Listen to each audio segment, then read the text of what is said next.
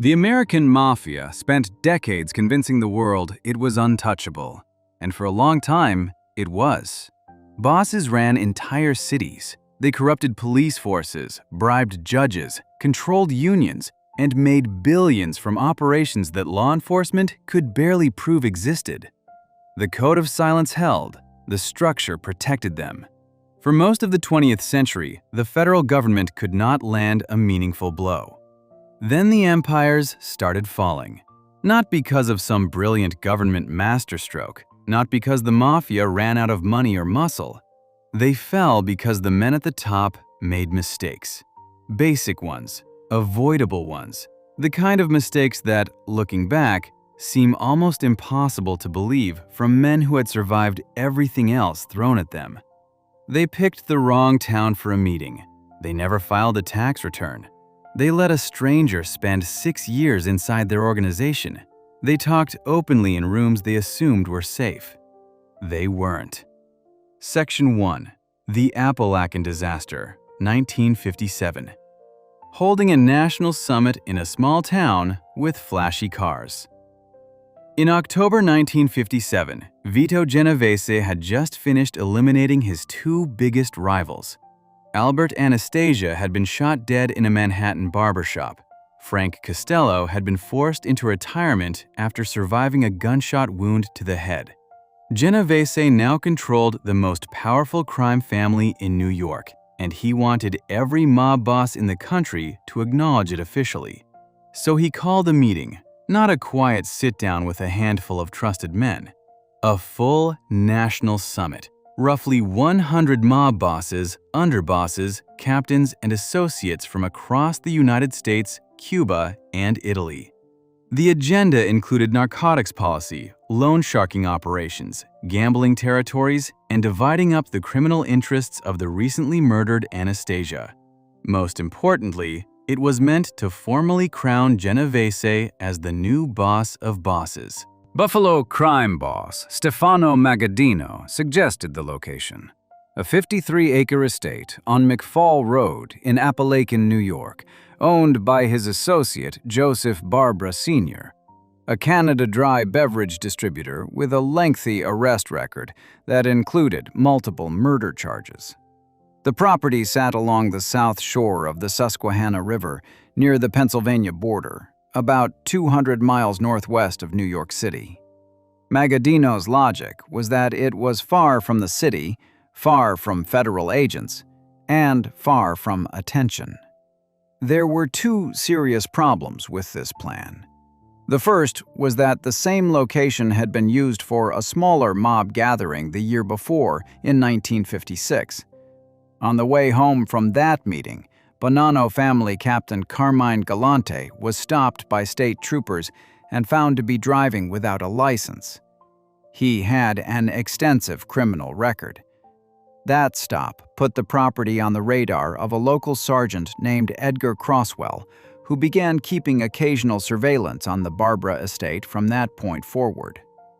The second problem was the cars. On the evening of November 13, 1957, the day before the meeting, Sergeant Croswell and his partner, investigator Vincent Gigante, happened to be at a motel in Vestal, New York, investigating an unrelated bad check complaint. While they were there, they watched Joseph Barbara Jr., the host's 21-year-old son, walk into the motel office and book 6 rooms for 2 nights. Barbara Jr. told the manager the rooms were for a convention of Canada Dry men. He refused to give the names of the guests. Croswell noted it, said nothing, and left. The next morning, November 14, 1957, Croswell drove to the Barbara estate with Gigante and 2 Treasury agents, Arthur Houston and Kenneth Brown. They parked on McFall Road. What they saw was not subtle. More than 30 large, expensive cars were parked across the property. Many had license plates from states other than New York. A barbecue was already going near the outdoor pit. Dozens of men in expensive suits were visible on the grounds. Croswell began writing down license plate numbers. One of the guests spotted the officers doing this. Word spread instantly across the property. What followed was chaos. Approximately 100 men panicked simultaneously. Some ran for their cars and tried to drive out through the only road off the property. Others sprinted into the surrounding fields and woods in their tailored suits and dress shoes. Some threw cash as they ran. Croswell had anticipated this and had roadblocks set up a mile from the estate. The first car to hit the roadblock was a small truck driven by a man named Bartolo Guccia, who claimed he was making a fish delivery. He was waved through. Everyone else was stopped and detained. By the end of the afternoon, Croswell's small substation was packed. Kansas City crime boss Nick Civella and another associate were found at a nearby train station, pretending to wait for a train. All told, 60 men were detained. Among them were some of the most powerful organized crime figures in the country: Carlo Gambino, Joseph Profaci, Vito Genovese himself, and members from crime families in New York, New Jersey, Tampa, Los Angeles, Cleveland, Dallas, Pittsburgh, Boston, Buffalo, and Philadelphia. The arrested men came from 21 different crime families. There were 4 pairs of brothers among those caught, 2 sets of cousins, and a mixture of uncles, nephews, and in-laws. Every single one of them used the same excuse. They had heard their dear friend Joseph Barbara was sick, and they had come to pay their respects. Nearly 60 men from 21 crime families across a dozen states all happened to visit the same ill man on the same afternoon. Nobody believed them. 20 of the detained men were charged with conspiring to obstruct justice by lying about the nature of the meeting.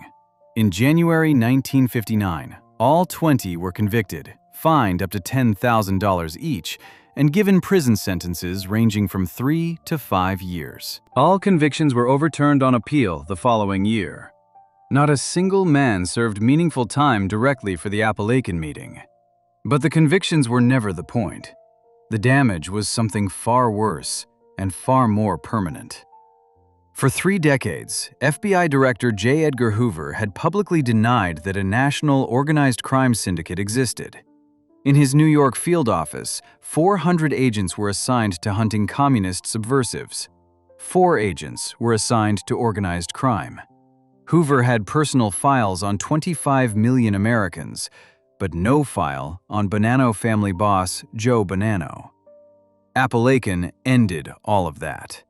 Within 4 days of the raid, on November 18, 1957, Hoover ordered the creation of the Top Hoodlum Program, the FBI's first coordinated nationwide campaign against organized crime. He authorized wiretapping of known mob figures. Resources that had been pointed at suspected communists were redirected toward crime bosses. The membership books for the Mafia were closed as a direct consequence of the exposure and were not reopened until 1976. Vito Genovese, the man who organized the summit, never recovered from it. Other bosses blamed him for the disaster. He was set up on a narcotics charge in 1959 and sentenced to 15 years in federal prison. He died there in 1969. Joseph Barbara died of a heart attack in June 1959, 2 years after the raid, before he ever had to testify before the state commission investigating the meeting. His estate was sold the same year.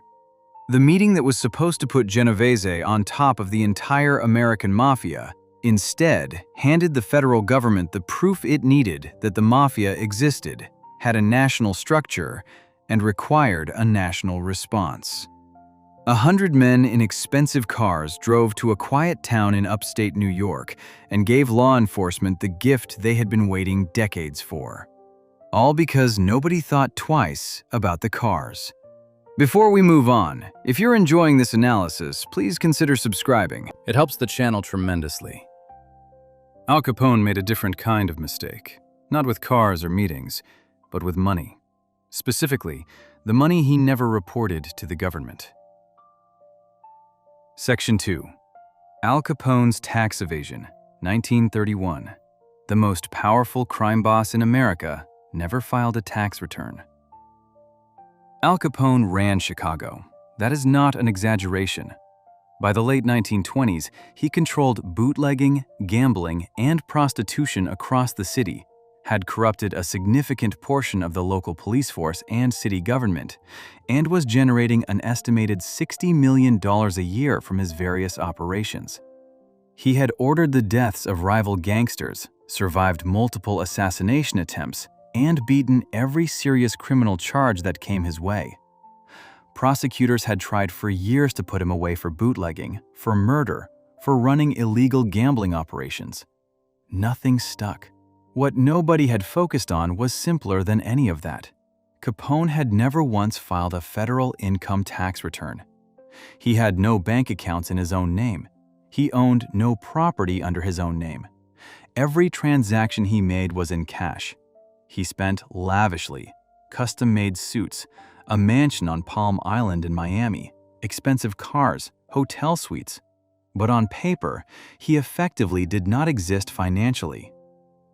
In 1927, the U.S. Supreme Court had ruled in a case called United States v. Sullivan that income from illegal activities was still taxable under federal law. That ruling gave prosecutors the legal foundation they needed. The question was no longer whether Capone's money was dirty. The question was whether he had paid taxes on it. He had not. U.S. Attorney George E. Q. Johnson assigned the case to IRS Special Intelligence Unit agent Frank J. Wilson. Wilson was not a dramatic figure. He was described by his supervisor, Elmer Irie, as a man who would sit quietly going through financial records for 18 hours a day, 7 days a week, for as long as it took to find something. That is more or less exactly what he did. Wilson and his team spent 2 years combing through thousands of receipts, ledgers, and accounting records tied to Capone's operations. The breakthrough came from a gambling house called the Smoke Shop. Wilson and his team found ledgers connected to the operation that showed it had generated over $550,000 across a 2-year period. A bookkeeper named Leslie Shumway, who had worked at the Smoke Shop, agreed to cooperate and confirmed that the profits flowed to Capone. A separate witness named Lou Shumway provided corroborating testimony. Capone's own lawyer had previously written a letter to the government during an earlier failed attempt to negotiate a settlement, admitting that Capone had income of $100,000 for both 1928 and 1929. That letter became evidence. Capone's own legal team had handed prosecutors a documented admission of taxable income on which no taxes had been paid. In June 1931, a federal grand jury indicted Capone on 22 counts of tax evasion covering the years 1925 through 1929. The government charged that he had evaded taxes on a total income of over $1 million across that period and owed $215,000 in unpaid taxes. Capone's lawyers tried to negotiate a plea deal. They reached an agreement with prosecutors that would result in a sentence of 2.5 years. Capone was so confident in the deal that he told journalists about it publicly before the trial even began. Judge James H. Wilkerson was not interested in the deal. He told Capone directly that no agreement between prosecutors and a defendant was binding on the court. The plea was withdrawn. The case would go to trial. Then Capone tried to buy the jury. An informant told Wilson about the plan, and Wilson told the judge. On the morning the trial opened, October 6, 9/30/31, Wilkerson walked into the courtroom and quietly swapped his entire jury panel with one that had been assembled for a different trial happening the same day. Capone's people had spent money corrupting jurors who would never sit on his case. The prosecution presented the financial records, the witness testimony, and the documented evidence of Capone's spending compared to his declared income. His defense team argued that he had lost most of his money gambling. The argument failed for a straightforward reason. Under tax law, gambling losses can only be deducted against gambling winnings. You cannot use losses to cancel out income from other sources. On October 17, 1931, the jury found Capone guilty on 5 of the 22 counts, specifically tax evasion for the years 1925, 1926, 1927, 1928, and 1929. On November 24, 1931, Judge Wilkerson sentenced him to 11 years in federal prison, fined him $50,000, and ordered him to pay $7,692 in court costs, on top of the $215,000 in back taxes owed with interest. It was one of the harshest tax evasion sentences in American history at that point. Capone began his sentence at the U.S. Penitentiary in Atlanta. In 1934, amid reports that he was receiving preferential treatment and corrupting staff, he was transferred to the newly opened Alcatraz Federal Penitentiary in San Francisco Bay. He was among the prison's first inmates. By the time he was released in 1939, after serving just under 8 years, the effects of late-stage syphilis had done serious damage to his mental state. He was, by most accounts, no longer the man he had been. He retired to his Palm Island estate in Miami, where he lived quietly and in declining health until his death on January 25, 1947, from cardiac arrest following a stroke.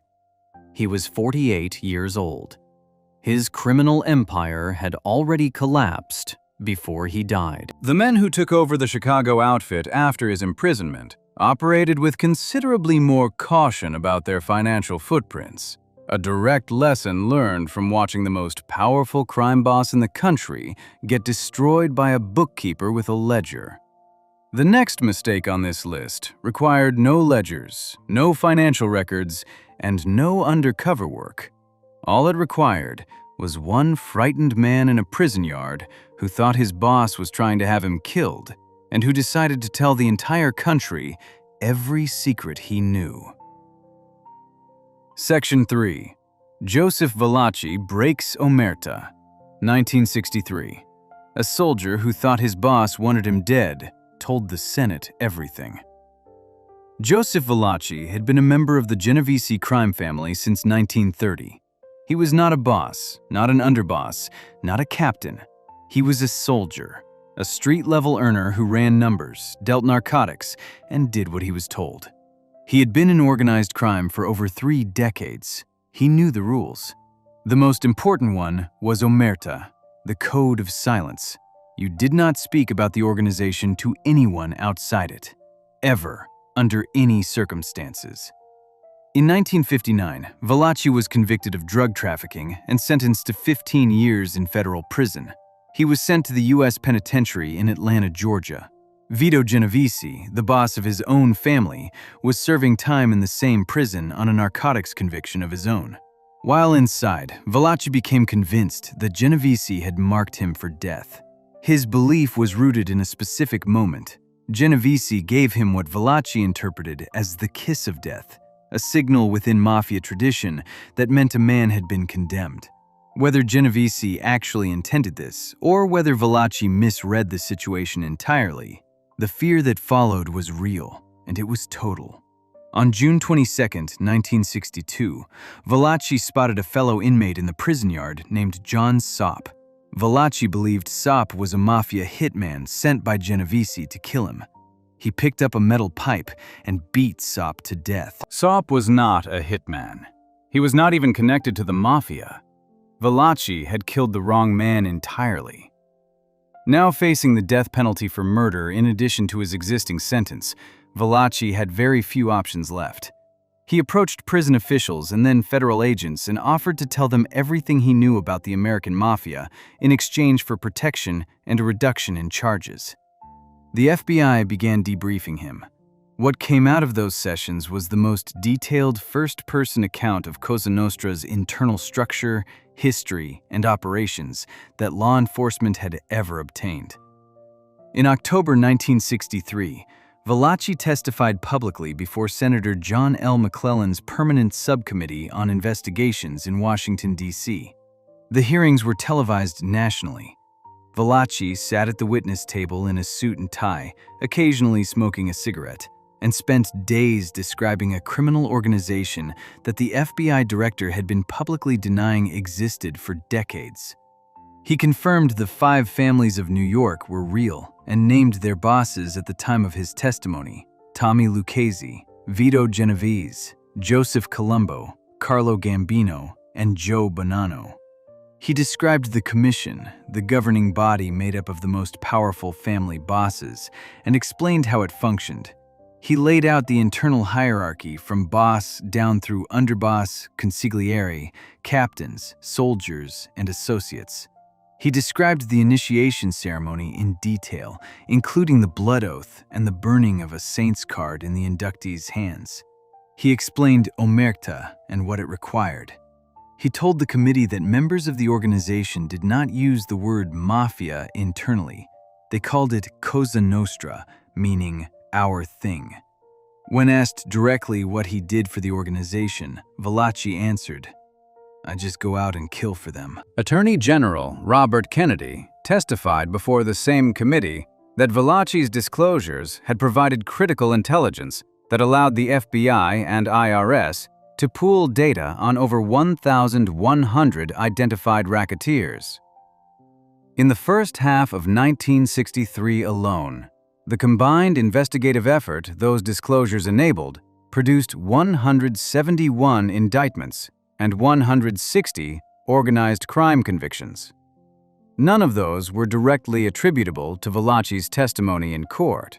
He was a low-ranking soldier with limited knowledge of the upper levels of the organization, but the structural map he provided changed how law enforcement understood and pursued the mafia from that point forward.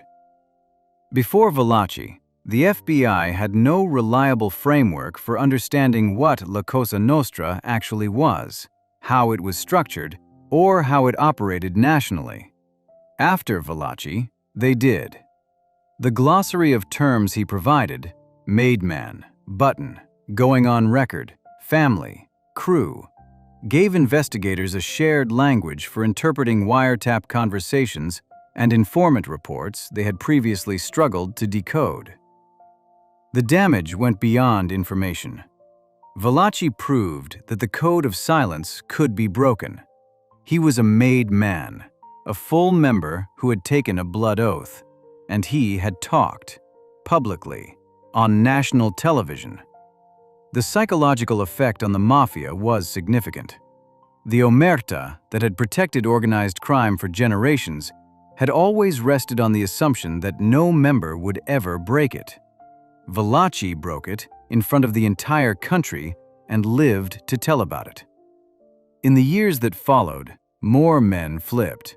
The harsh drug sentences introduced in the 1960s gave prosecutors leverage they had not previously had. Long enough prison terms that some members chose cooperation over spending the rest of their lives in a cell. Each time a member flipped, it became slightly easier to convince the next one. Valachi himself never walked free. He remained in federal custody for the rest of his life. On April 3, 1971, he died of a heart attack at Federal Correctional Institution La Tuna in Anthony, Texas, while serving his sentence. He was 66 years old. His testimony directly contributed to the momentum behind 2 major pieces of legislation: the Omnibus Crime Control and Safe Streets Act of 1968, which authorized federal wiretapping, and the Racketeer Influenced and Corrupt Organizations Act of 1970, known as RICO, which would eventually become the most powerful legal weapon ever used against organized crime in American history. Before we move on, if you're enjoying this analysis, please consider subscribing. It helps the channel tremendously. Valachi was a foot soldier. What he knew was limited. The next man on this list was not a foot soldier. He was the man who built the entire organization. And his downfall came not from what he told anyone, but from the gap between the life he lived and the income he claimed on paper.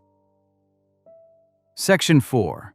Lucky Luciano's lifestyle gives prosecutor Thomas Dewey the opening. 1936. Charles Luciano, known as Lucky, did not just participate in the American Mafia. He built it. In 1931, he orchestrated the murders of the two most powerful old guard bosses in New York, Joe Masseria and Salvatore Maranzano, within 5 months of each other. With both men dead, Luciano restructured the entire organization. He created the 5 families system that still defines the New York Mafia today. He established the Commission, the governing body of bosses that would mediate disputes and approve major decisions across the country. He brought Jewish organized crime figures like Meyer Lansky and Bugsy Siegel into the structure as partners, rather than treating them as outsiders. He modernized the Mafia from a collection of warring factions into something resembling a functioning national enterprise. By the mid-1930s, Lucky Luciano was the most powerful organized crime figure in the United States. He lived in a penthouse suite at the Waldorf Astoria Hotel in Manhattan, registered under the name Charles Ross. He wore expensive custom suits, moved in high social circles, and spent money without restraint. His reported income to the government was $22,500 per year. His actual earnings were estimated at around $10 million annually. That gap between the life he was visibly living and the income he claimed to be earning was the opening that Thomas E. Dewey walked through.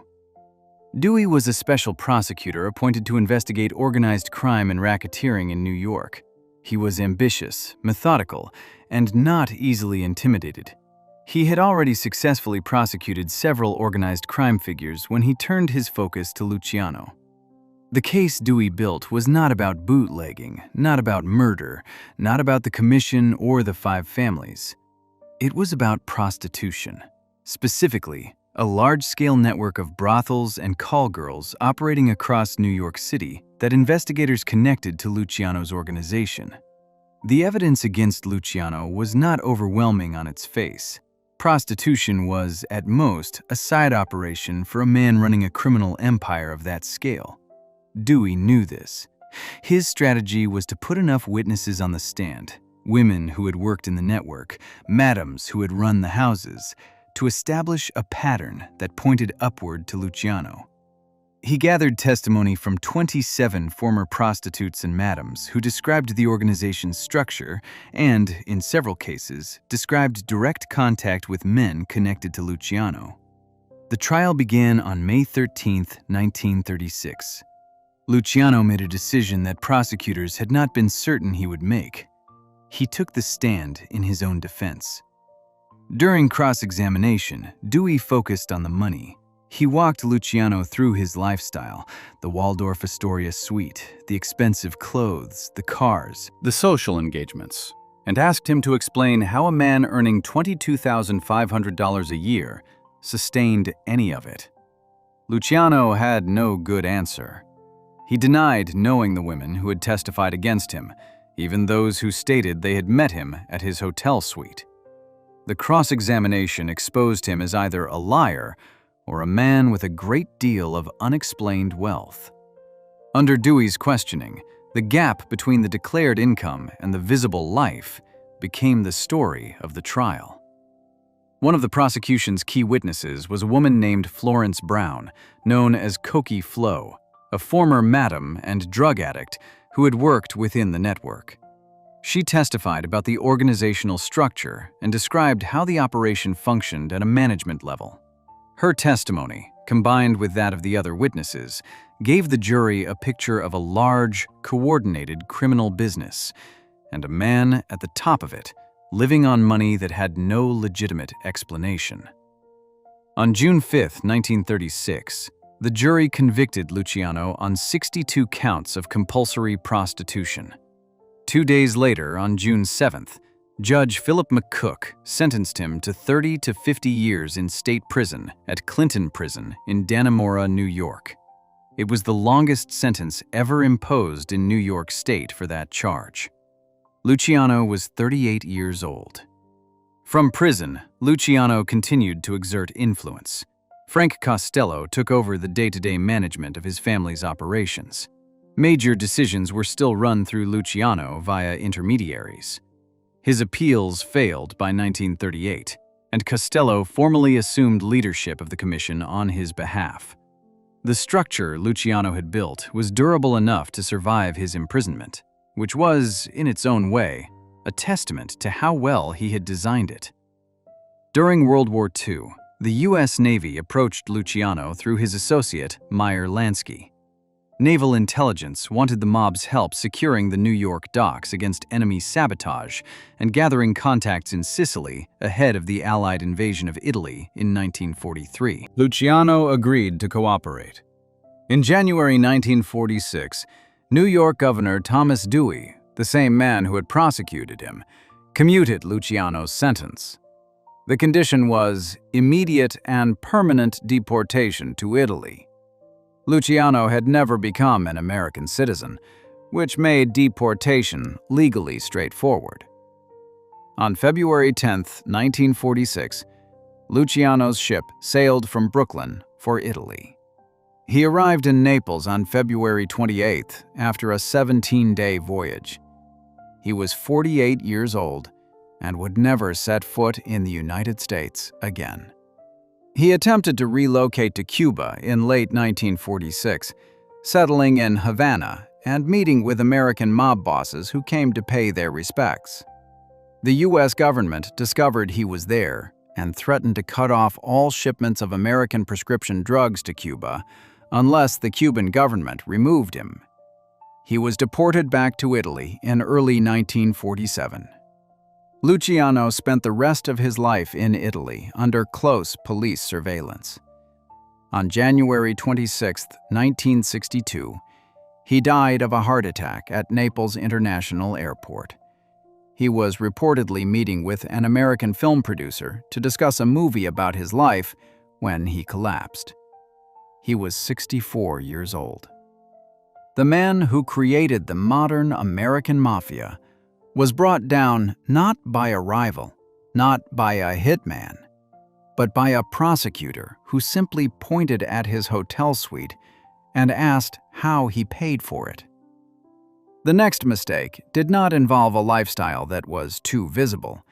It involved a meeting place that was too predictable, and a boss whose need to be seen and respected handed the FBI exactly the recordings they needed to put him away forever. Section 5. John Gotti holds weekly meetings at the Ravenite, 1988 to 1990. The Dapper Don could not stop performing.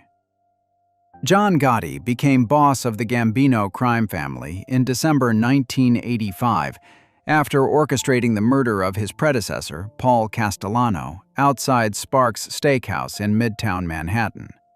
Within a few years, he was the most famous organized crime figure in the country. The press called him the Dapper Don. He wore $1,800 suits. He held court in public. He walked out of courthouses smiling. He had beaten 3 separate federal indictments, largely through jury tampering and witness intimidation, which earned him a second nickname, the Teflon Don. Nothing stuck. The FBI made Gotti a national priority. They had been attempting to build a case against him for years. Wiretaps placed inside his base of operations, the Bergen Hunt and Fish Club in Ozone Park, Queens, produced some evidence of gambling activity, but nothing close to what prosecutors needed. Gotti was careful on phones. He knew they were tapped. When he needed to have sensitive conversations, he went outside and walked. What investigators called walk and talk meetings on the streets of Ozone Park and Little Italy, where no bug could reach him. In January 1988, Gotti made a decision that his underboss, Salvatore Gravano, known as Sammy the Bull, explicitly advised against. Gotti ordered every Gambino family captain to physically appear at the Ravenite Social Club at 247 Mulberry Street in Little Italy at least once a week. Gotti's reasoning was about respect and control. He wanted his captains visible to him. He wanted the show of loyalty. He wanted to be seen as a boss who commanded the room. Gravano thought it was reckless. Having the entire Gambino leadership converge on a single address on a weekly schedule gave the FBI a fixed location to surveil and a regular opportunity to photograph and identify every significant figure in the family hierarchy. Gotti overruled him. The FBI treated the weekly gatherings as an intelligence windfall. Agents photographed the captains arriving and leaving every week, systematically building an identification file on the Gambino command structure. The Ravenite itself became the focal point of the Bureau's surveillance effort. They had previously bugged the main room of the club, but the recordings from that device were of limited use. Gotti still avoided saying anything truly incriminating in the open room. Then, an informant provided information that changed everything. The informant reported that Gotti did not stay in the main room for his most sensitive conversations. He left through a back door and went upstairs to an apartment on the 3rd floor of the building. The apartment belonged to Nettie Sorelli, the widow of a deceased Gambino associate named Michael Sorelli. Gotti had been using it as a private meeting space, believing it was unknown to law enforcement. Over Thanksgiving weekend in 1989, while Sorelli was on vacation in Florida, an FBI surveillance team entered the building and planted a listening device inside the apartment. The bug was concealed inside a VCR. The audio it captured was routed through a leased telephone line to the FBI's Manhattan office, where agents monitored it in real time. The recordings from the Sorelli apartment were, in the Bureau's assessment, devastating. Gotti spoke freely up there in a way he never did in public. He discussed murders. In one recorded conversation, he spoke about the killing of a Gambino associate named Robert DiBernardo. "I was in jail when I whacked him. I knew why it was being done. I'd done it anyway." He discussed the Castellano murder. He talked about ongoing criminal operations, extortion schemes, and internal family disputes. He also, critically, complained at length about Gravano, calling him greedy, suggesting he had made unauthorized hits, and blaming him for decisions that had created problems for the family. Gotti was laying blame at Gravano's feet in private conversations he believed were completely secure. On December 11, 1990, FBI agents and NYPD detectives raided the Ravenite Social Club. Gotti was inside. Agents moved through the front door, and the first through was Agent George Gabriel, who went straight to the back where Gotti was preparing to have a cup of espresso. Gotti was arrested, along with Gravano and consigliere Frank Lacascio. All three were charged with racketeering and multiple murders. Based on the tape recordings, the judge denied all three bail at the pretrial hearing. In custody and awaiting trial, Gotti forbade Gravano from listening to the government's tapes. That decision backfired completely. It made Gravano more suspicious, not less.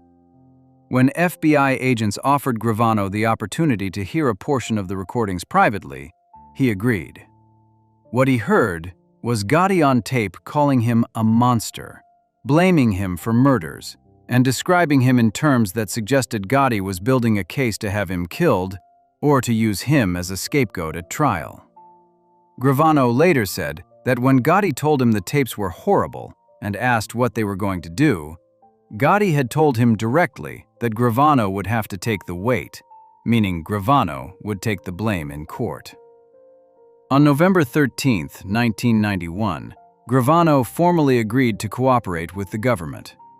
He was the first member of a New York Mafia family's administration, underboss rank, to flip and testify against his own boss. At trial, he testified for 9 days. He confessed to involvement in 19 murders and implicated Gotti in 10 of them, including the Castellano killing. He described the planning of the Sparks Steakhouse hit in specific operational detail: the shooters, the trench coats, the walkie-talkies, Gotti watching from the parked car across the street. On April 2, 1992, Gotti was convicted on all 13 counts against him, including 5 murders, conspiracy, racketeering, tax evasion, and obstruction of justice. On June 23, 1992, Judge I. Leo Glasser sentenced him to life in federal prison without the possibility of parole. Gotti died of throat cancer at the United States Medical Center for Federal Prisoners in Springfield, Missouri, on June 10, 2002. He was 61 years old. The man who insisted on being seen, respected, and performed to every week, gave the FBI the address, the recordings, and ultimately, the witness that ended him. Before we move on, if you're enjoying this analysis, please consider subscribing. It helps the channel tremendously. The next family's mistake was different. They did not hand law enforcement a recording. They handed them an actual FBI agent, let him spend 6 years inside their organization, and were weeks away from formally inducting him as a member before the Bureau pulled him out. Section 6. Donnie Brasco. The Bonanno family lets a jewel thief into the inner circle. 1976 to 1981.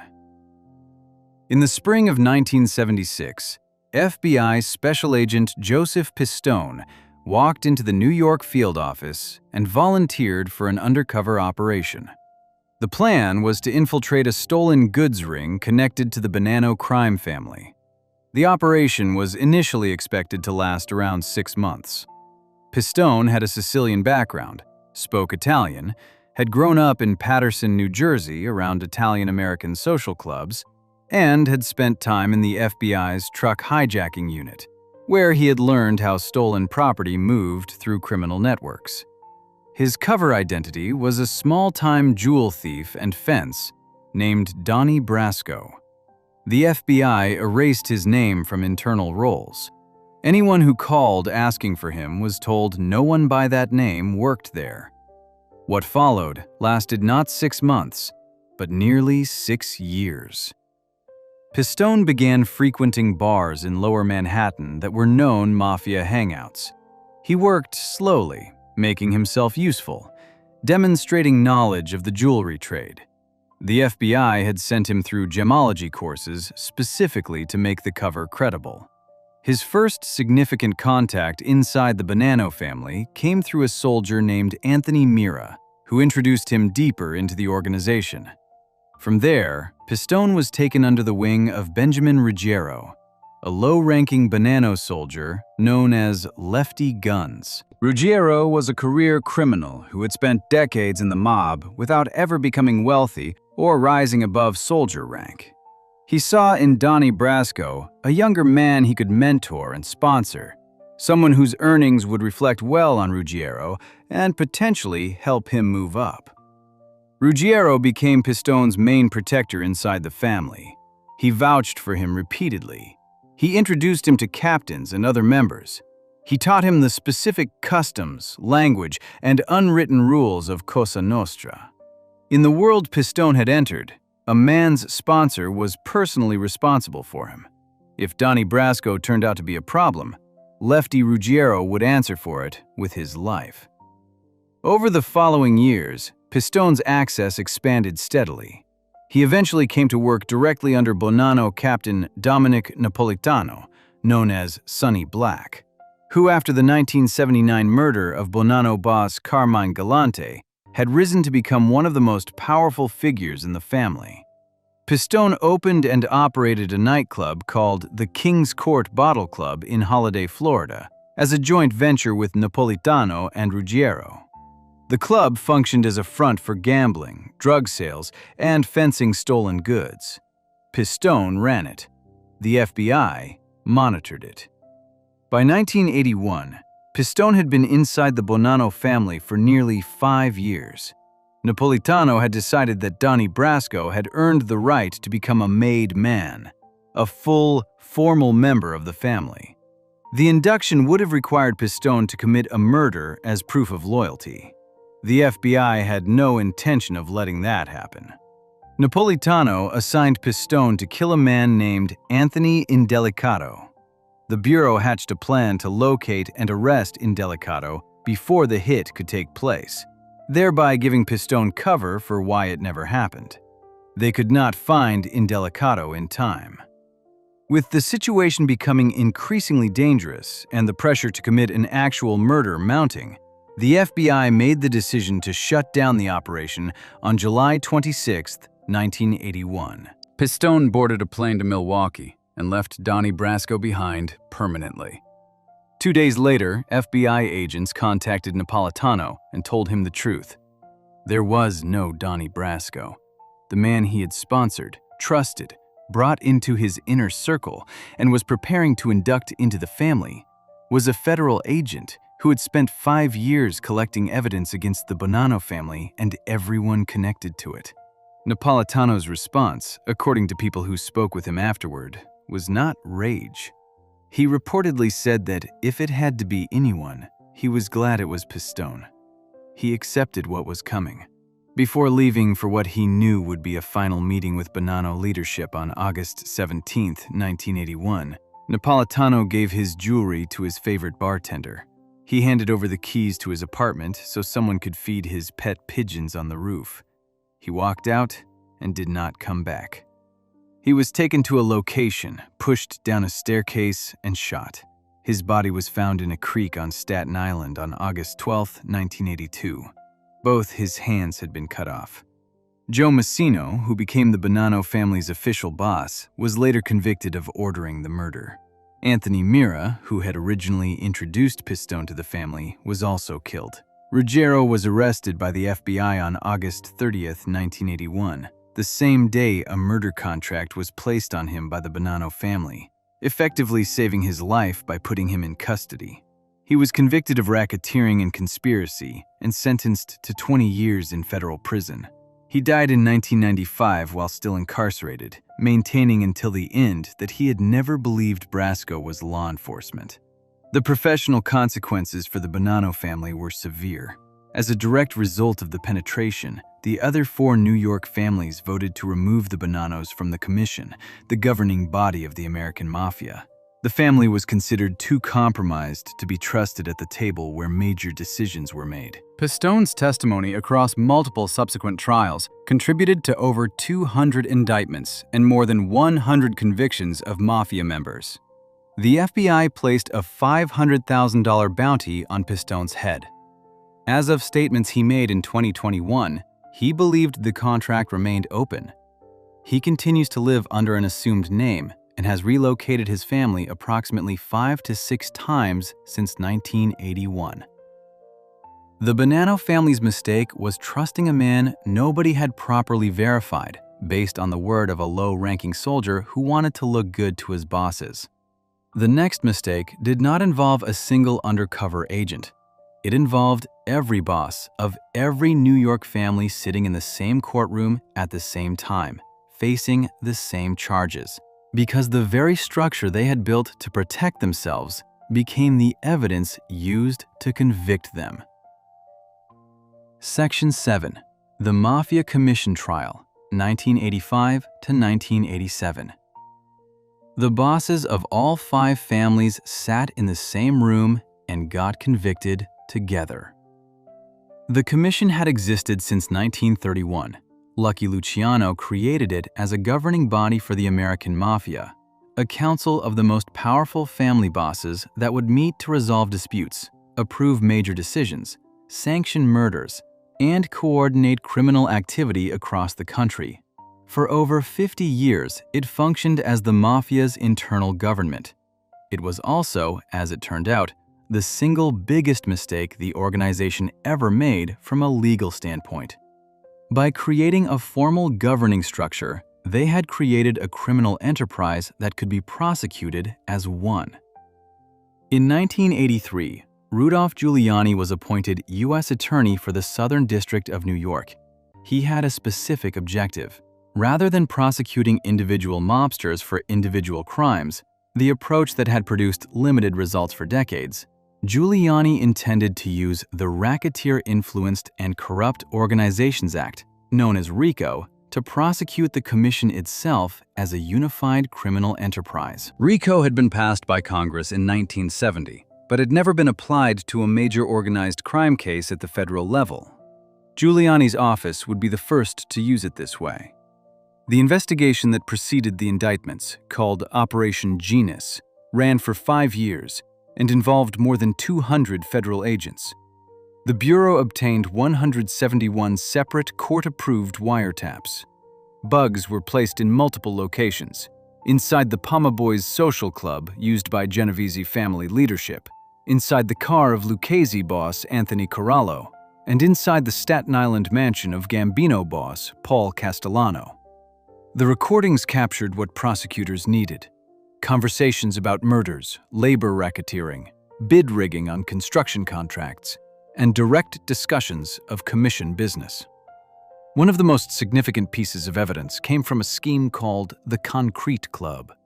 Castellano and other commission members had arranged a system in New York's construction industry where any concrete contract valued between $2 million and $15 million was awarded only to a select group of contractors approved by the commission. In exchange, those contractors paid kickbacks to the mob and received labor peace from mob-controlled unions. The arrangement touched virtually every major construction project in New York City during that period. The wiretaps captured the bosses discussing it directly. On February 25, 1985, FBI agents moved simultaneously across New York and arrested the heads of the 5 families and their key lieutenants. Those arrested included Genovese boss Anthony Salerno, Colombo boss Carmine Persico, Lucchese boss Anthony Corallo, Gambino boss Paul Castellano, and Bonanno boss Philip Rastelli, along with several of their top associates. Giuliani held a press conference at FBI headquarters in Lower Manhattan. He told reporters, "This is a bad day, probably the worst ever for the Mafia." Castellano and Salerno each posted $2 million bail and walked out that afternoon. Before the trial began, Castellano was murdered. On December 16, 1985, he and his underboss, Thomas Valachi, were shot dead outside Sparks Steakhouse in Midtown Manhattan, killed on orders from John Gotti, who wanted Castellano's position. With Castellano gone, the Gambino family had no representative at the commission trial. Rastelli was later severed from the case to face separate charges. That left 7 defendants when the trial formally began. The trial opened in September 1986 before Judge Richard Owen in the U.S. District Court for the Southern District of New York. The government called 207 witnesses. Prosecutors played hours of wiretap recordings for the jury, conversations in which the defendants discussed murders, extortion, union manipulation, and the inner workings of the commission. The star cooperating witness was Angelo Leonardo, the underboss of the Cleveland crime family, who was, at the time, the highest-ranking mobster ever to testify for the government. His testimony provided direct evidence of how the commission functioned and how the bosses exercised authority over criminal operations nationwide. The defense argued that the commission was not a criminal enterprise, but a loose forum for occasional dispute resolution among independent organizations. Carmine Persico, representing himself in part during the trial, argued in his closing statement that the government had not proven the commission was a directive body or that he had personally ordered any of the crimes charged. The jury rejected the argument.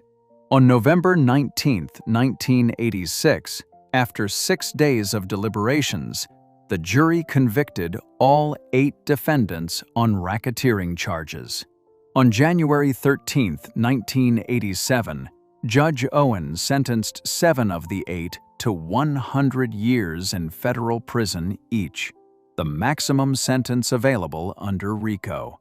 The 8th defendant, Anthony Indelicato, received 40 years for his role in the 1979 murder of Carmine Gigante.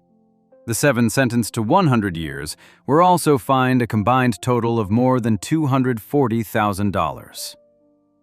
Giuliani stood before cameras after the verdict and said, "We have now proven in a court of law that there is a mafia, and that it is run by a commission." FBI Director William Webster added, "Traditional organized crime is never going to be the same again." According to an FBI memo that became public in 2007, the surviving bosses voted in late 1986 on whether to order Giuliani's assassination. The proposal was rejected. 6 of the 8 convicted men died in federal prison. Salerno died behind bars in 1992. Corallo died in 2000 while incarcerated. Persico died in prison in 2019 at the age of 85, having spent decades appealing his conviction without success.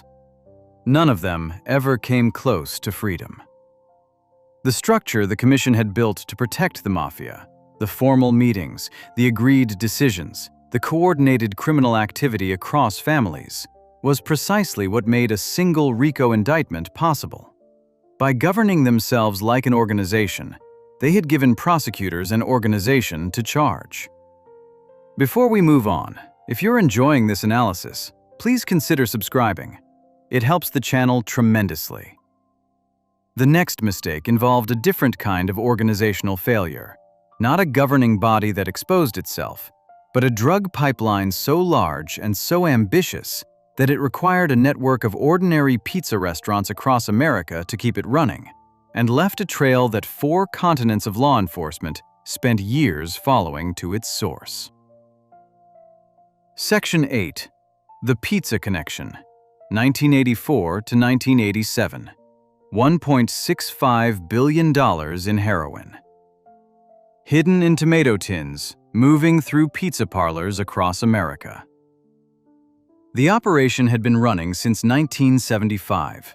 The Sicilian Mafia, working in partnership with the Bonanno crime family in New York, had constructed one of the most profitable drug pipelines in American history. Morphine base was purchased from suppliers in Turkey and transported to laboratories in Palermo, Sicily, where it was processed into heroin. The finished product was then smuggled into the United States, hidden inside cans of San Marzano tomatoes, the kind shipped routinely to pizza restaurants.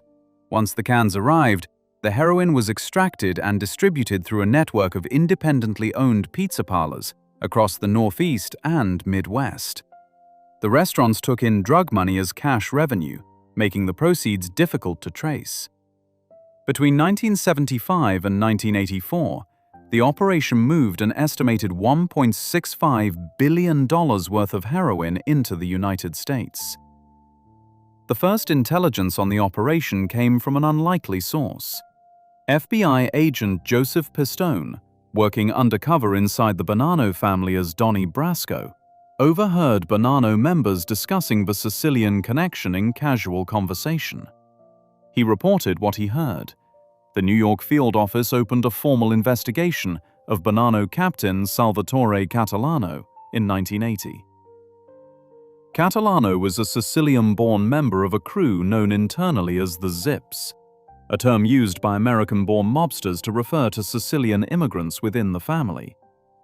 He was the primary link between the Bonanno family and the Sicilian operation being run by Gaetano Badalamenti. Badalamenti was not a minor figure.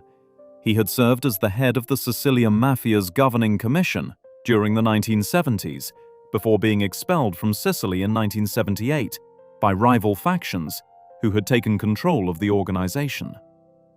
Despite his expulsion, he continued operating from abroad, running the American end of the heroin network through Castellano and a network of relatives and associates spread across the Midwest, particularly in rural Illinois, Michigan, and Wisconsin, as well as in New York and New Jersey.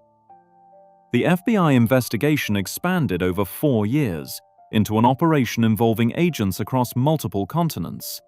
Surveillance teams monitored suspects around the clock. The investigators traced thousands of telephone calls, many of them made from public payphones to prevent interception. The calls were conducted in Sicilian dialect rather than standard Italian, and the participants used coded language throughout, references to shirts, suits, and fabric quantities that actually described drug shipments and dollar amounts. The Bureau assembled a dedicated team of translators to decode the conversations in real time. The breakthrough that ended the operation came in early 1984. By that point, investigators had identified Badalamenti as the overseas coordinator, but had been unable to locate him. Surveillance of his American associates revealed that he was communicating with them through a series of pre-arranged payphone calls across different cities. His relatives and couriers would travel to specific phone booths at scheduled times to receive calls from an unknown international location. The FBI broke the coding system the callers were using to designate which phone number would be used for each subsequent call. Using that information, agents were able to identify the specific phone scheduled for the next contact and position surveillance accordingly. Evidence developed through this process pointed investigators toward Brazil, then eventually to Spain. On April 8, 1984, Spanish authorities acting on FBI intelligence arrested Badalamenti and his son in Madrid. His nephew, Pietro Alfano, who was his top operative in the American Midwest, was arrested the same day after flying from Chicago to meet them. The following day, the FBI conducted a coordinated nationwide sweep, arresting nearly 30 mafia members and associates across the United States in a single morning. The trial, formally United States versus Badalamenti, began on September 30, 1985, before the U.S. District Court for the Southern District of New York. 22 defendants, all Sicilian-born, stood in the dock. The prosecution team included Louis Freeh, who would later become director of the FBI, and was supervised by Giuliani's office. Before the trial concluded, one defendant was murdered, shot dead, believed to be the result of tension between the Badalamenti and Castellano factions within the operation itself. Another was shot and wounded, but survived. 2 others pleaded guilty to lesser charges during the proceedings. The trial lasted 17 months and ended on March 2, 1987, making it the longest criminal jury trial in American history at that time. Of the 19 defendants remaining when the jury delivered its verdict, 18 were convicted. Only Badalamenti's son Vito was acquitted. Badalamenti himself received a 45-year prison sentence. Castellano also received 45 years. Sentences for the remaining defendants ranged from 20 to 40 years. On June 22, 1987, all sentences were formally handed down. Badalamenti died in federal custody on April 29, 2004, at the age of 80, at the Devens Federal Medical Center in Ayer, Massachusetts. He never came close to release. The scale of the operation: $1.65 billion in heroin over 9 years, 4 continents of logistics, coded communications across international payphones, a network of legitimate-appearing small businesses used as distribution points, made it one of the most complex criminal enterprises ever prosecuted in an American courtroom. And it began unraveling because a low-ranking Bonanno soldier talked too freely in front of a man he thought was a fellow criminal. New York City had an estimated 400,000 heroin addicts in 1982. The Pizza Connection supplied a significant portion of that market. The trial that dismantled it sent a direct signal to organized crime about the reach of federal prosecution when combined with international cooperation. The next mistake was nothing like a drug pipeline or a secret network. It was a single man running the most powerful crime family in New York, who spent nearly 3 decades shuffling through the streets of Greenwich Village in a bathrobe and slippers, convincing the world he was insane, and who almost got away with it entirely. Section 9. Vincent the Chin Gigante's Insanity Act. When the performance finally outlasted the performer, 1969 to 2003. Vincent Gigante was born in 1928 in the Bronx to Italian immigrant parents. He grew up in Greenwich Village, became a light heavyweight boxer with 25 professional fights, and drifted into organized crime as a teenager under the mentorship of Vito Genovese. By his mid-20s, he was working as an enforcer. In May 1957, Genovese sent him to kill Frank Castello, the then boss of the Luciano family. Gigante shot Castello in the head outside his Manhattan apartment building. The bullet grazed Castello's scalp. He survived. Castello refused to identify his attacker in court. Gigante was acquitted. Castello retired shortly afterward, handing control of the family to Genovese, the outcome the shooting was designed to produce. Over the following 2 decades, Gigante rose steadily through the Genovese family. In 1981, when boss Philip Lombardo stepped down due to poor health, Lombardo supported Gigante as his successor. Gigante became boss of what was by that point the most disciplined and secretive of the 5 families. He immediately implemented internal security protocols unlike anything any other family was using. Members were forbidden from speaking his name aloud under any circumstances. To refer to him, they touched their chin or formed the letter C with their hand. He never used telephones. Every order and every piece of business was communicated face to face through trusted intermediaries. To further confuse law enforcement about who actually ran the family, Gigante arranged for Anthony Salerno, known as Fat Tony, to serve as a visible front boss, attending meetings and acting as if he were in charge. Salerno's name appeared in FBI reports as the Genovese family boss for years. The insanity performance began around 1969 and was built with considerable commitment. Gigante shuffled through the streets of Greenwich Village in a worn bathrobe and slippers, unshaven, muttering to himself, sometimes stopping to talk to parking meters. He urinated in public. He checked himself into psychiatric hospitals on a regular basis, by one count, 22 separate voluntary admissions over the years. He cultivated a relationship with a psychiatrist named Eugene D'Adamo, who diagnosed him with paranoid schizophrenia and documented his condition across multiple evaluations. Gigante was diagnosed by various psychiatrists with schizophrenia 34 separate times. When federal charges first came in 1990, Gigante's lawyers presented psychiatric evaluations concluding he was mentally unfit to stand trial. A judge agreed, and the charges stalled. A second indictment in 1993 produced the same result. Gigante spent 7 years after his initial indictment avoiding trial entirely on the grounds of mental incompetence. 7 years during which he continued to run the Genovese family from behind the bathrobe, issuing orders through his son Andrew and a small circle of trusted associates. The performance began to crack when the people who had actually sat in rooms with Gigante started talking. At sanity hearings in March 1996, 2 major witnesses testified that Gigante was fully functional at private mob meetings. Salvatore Gravano, who had already testified against John Gotti, told the court that Gigante was completely lucid during high-level mafia discussions and had told other bosses directly that his public behavior was an act.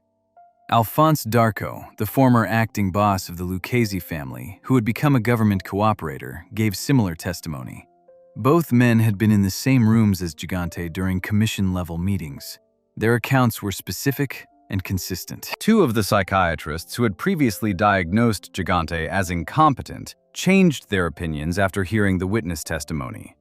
They told the court they now believed he had been faking. In August 1996, senior judge Eugene Nickerson ruled that Gigante was mentally competent to stand trial. The trial began on June 25, 1997. Gigante appeared in court in a wheelchair. His lawyers continued to argue incompetence. On July 25, 1997, the jury convicted him of racketeering and conspiracy to commit murder. On December 18, 1997, Judge Jack Weinstein sentenced him to 12 years in federal prison and fined him $1.25 million. Weinstein described Gigante at sentencing as an old man finally brought to bay in his declining years after decades of vicious criminal tyranny. From prison, Gigante continued to run the Genovese family. He relayed orders through his son Andrew, who visited him regularly. In January 2002, Gigante was indicted again, this time on obstruction of justice charges. Prosecutors wanted him held accountable specifically for the 7-year delay his false incompetence claims had caused. He was also charged with continuing to direct criminal activity from his cell. In April 2003, facing those new charges and with his health seriously deteriorating, Gigante appeared in federal court and did something he had spent 34 years avoiding. He admitted, calmly and on the record, that he had faked mental illness for decades to obstruct justice. He pleaded guilty to the obstruction charge. The performance was officially over. He died on December 19, 2005, in the Federal Prison Medical Center in Springfield, Missouri. He was 77 years old. The Genovese family he had run for over 2 decades continued to operate after his death, making it one of the more durable organized crime institutions in American history. Partly because Gigante had been so disciplined about keeping it out of the headlines, while every other family was making front pages. The act worked for an extraordinary length of time, but it required Gigante to essentially imprison himself within it. He could not use a phone. He could not be seen in public as a functioning adult. He had to maintain the performance every single day for decades. When the people who had seen behind the curtain finally talked, there was nothing left to sustain it. Before we move on, if you're enjoying this analysis, please consider subscribing. It helps the channel tremendously. The final mistake on this list did not involve a performance or a pretense. It was a straightforward act of violence. A boss killed in the street by one of his own men that broke the most fundamental rule of the American Mafia and set in motion a chain of events that put the man responsible behind bars for the rest of his life. Section 10. John Gotti kills Paul Castellano without commission approval. 1985. A power grab that signed his own death warrant. Paul Castellano had been the boss of the Gambino crime family since 1976, inheriting the position from his cousin and brother-in-law, Carlo Gambino, who had named him successor on his deathbed. Castellano was not a street man. He identified more as a businessman than a criminal, ran legitimate-appearing enterprises in construction, meat distribution, and trucking, and operated from a mansion on Staten Island that the press called the White House. He was cautious, corporate, and deeply concerned about federal attention. One of his standing orders to the family was that nobody in the Gambino organization was to deal narcotics. The penalties for drug trafficking were severe enough that arrested members might flip and cooperate with the government. Castellano wanted no part of that risk. John Gotti ran a crew out of the Bergin Hunt and Fish Club in Ozone Park, Queens.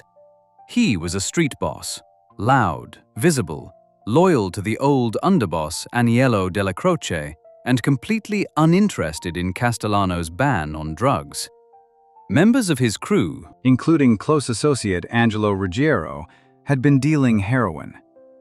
In 1983, the FBI arrested Ruggiero on drug charges based on recordings from a wiretap inside his home. The tapes captured extensive conversations about narcotics operations. Castellano demanded to see transcripts of the recordings. Ruggiero refused. Della Croce, who was dying of cancer, acted as a buffer between Castellano and Gotti's faction and kept the situation from exploding. When Della Croce died on December 2, 1985, that buffer was gone. Castellano did not attend Della Croce's wake. In Mafia culture, that absence was an insult. Della Croce had been the underboss of the family for years, deeply respected by the men he managed, and Castellano's failure to show up was read by Gotti's faction as a deliberate slight. 2 weeks later, Castellano named Thomas Valachi, a loyalist with little diplomatic standing among the other captains, as the new underboss. He also indicated privately that he intended to break up Gotti's crew. The combination of those moves made Gotti's position inside the family feel precarious. Gotti, along with Frank DeCicco and Salvatore Gravano, decided to act. They organized a hit. Critically, they did not seek approval from the Commission, the governing body of the American Mafia that was supposed to sanction the murder of any boss. Killing a sitting boss without Commission approval was one of the most serious violations of Mafia protocol that existed. The rule was not informal, it was foundational. It was the kind of violation that was supposed to result in the killer's own death. On December 16, 1985, Valachi drove Castellano to a dinner meeting at Sparks Steakhouse on East 46th Street in Midtown Manhattan. A four-man hit team, Salvatore Scala, Vincent Artuso, Edward Lino, and John Carneglia, waited near the restaurant entrance wearing beige trench coats and Russian-style fur hats. Gotti and Gravano sat in a parked Lincoln sedan across the street, watching. As Castellano stepped out of his car, the shooters moved in and opened fire. Castellano was shot 6 times. Valachi, who had exited the driver's side door, was shot 4 times. Both men died on the sidewalk. Gotti instructed his driver to pass slowly by the bodies before leaving the scene, confirming both targets were dead. 2 weeks later, Gotti was elected boss of the Gambino crime family. The immediate consequences of the unsanctioned killing came quickly. Genovese boss Vincent Gigante was furious. The Commission had not approved the hit, and Gigante, who had his own reasons to dislike Gotti's flashy, media-hungry style, pushed for retaliation. With the backing of Lucchese boss Anthony Corallo, a murder contract on Gotti was approved. On April 13, 1986, a car bomb exploded outside a social club in Bensonhurst, Brooklyn. The bomb killed Frank DeCicco, one of the men who had helped plan the Castellano murder. DeCicco had been mistaken for Gotti by the bombers. Gotti survived. DeCicco did not. The Castellano murder also made Gotti the FBI's top priority. Agents had been watching Gotti for years. The brazen killing of the most powerful mob boss in New York, carried out in the middle of Midtown Manhattan during the Christmas shopping season, intensified every aspect of the Bureau's effort against him. It was the Castellano murder that drove the investigation that led to the bugging of the Ravenite social club, the recordings in the Chiarelli apartment, and ultimately the arrest of December 1990. When Gravano flipped in November 1991 and agreed to testify for the government, the Castellano killing was at the center of what he described. He had been in the car with Gotti. He had watched the shooting from across the street. He described the planning in operational detail, the shooters, the positioning, the walkie-talkies used to signal when Castellano's car was approaching, Gotti watching from the Lincoln. His testimony was specific, credible, and came from a man who had been physically present. At trial, prosecutors played Gotti's own recorded voice discussing murders. Gravano testified for 9 days. On April 2, 1992, Gotti was convicted on all 13 counts, including the Castellano murder, 4 other murders, racketeering, tax evasion, obstruction of justice, and illegal gambling. On June 23, 1992, Judge I. Leo Glasser sentenced him to life in federal prison without the possibility of parole. Gotti never left prison. He died of throat cancer at the United States Medical Center for Federal Prisoners in Springfield, Missouri on June 10, 2002. He was 61 years old. Castellano's murder made Gotti the boss of the most powerful crime family in New York. It also handed federal prosecutors the central crime of their case against him, delivered through the testimony of the man who helped him plan it. The act that put Gotti at the top was the same act that put him in a cell for the rest of his life. If you enjoyed this breakdown, make sure to subscribe. Thanks for watching, and I'll see you in the next one.